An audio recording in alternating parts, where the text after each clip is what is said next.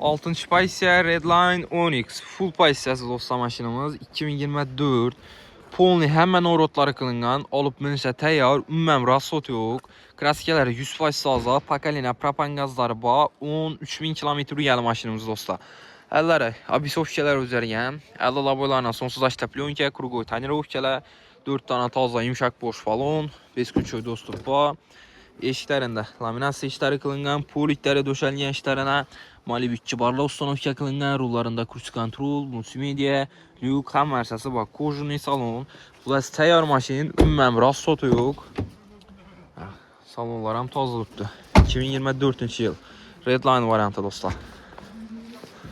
Propan gazları zapaska balonda ondan ustanovka kılıngan. Bəndiyinə zapaskalar ham versası cayına durubdur.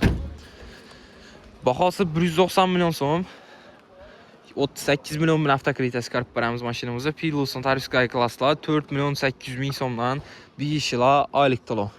Qiziquvchilar bo'lsa, gelip xarid qila orasida 13 bin kilometr yurgan toza maşin.